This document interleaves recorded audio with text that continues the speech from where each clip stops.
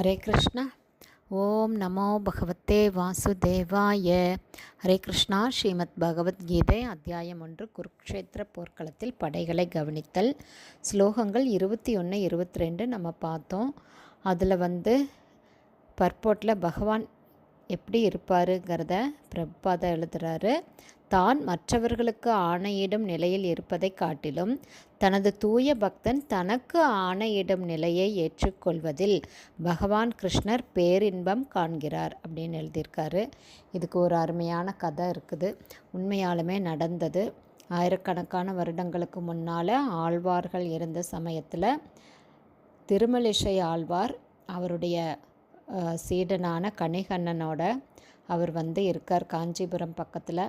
அப்போ இந்த தேசத்தை இந்த இடத்த ஆண்ட ராஜா அந்த கணிகண்ணன் ரொம்ப ரொம்ப ரொம்ப அருமையாக கவிதை பாடுவார்.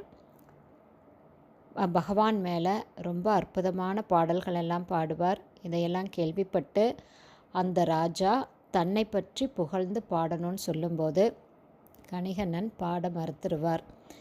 பகவானை பற்றி மட்டும்தான் நான் பாடுவேன், மனிதர்களை பற்றி என்னால் பாட முடியாதுன்னு சொல்லும்போது அந்த ராஜா, இந்த நாட்டினுடைய ராஜா நான், என்னுடைய நீ ஆணையை நீ மதிக்காதனால நீ இந்த நாட்டை விட்டே போயிடணும்னு சொல்லும்போது கணிகண்ணன் கிளம்புறாரு.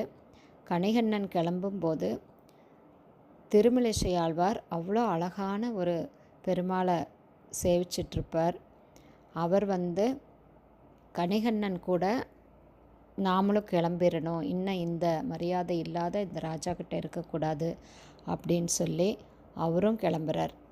அப்போ அவர் சேவிச்சிட்ருக்கிற பெருமாள் கிட்ட சொல்கிறார், பகவானே நாங்கள் 2 பேருமே கிளம்புறோம், நீங்களும் உங்களுடைய பாம்பு பஞ்சனையை அனந்தசேஷனை எடுத்துக்கிட்டு எங்கள் கூடவே வாங்க அப்படின்னு அவர் ஆணையிடுறார். நாங்கள் 2 பேர் போனதுக்கப்புறம் நீங்கள் இங்கேருந்து என்ன பண்ண போகிறீங்கன்னு.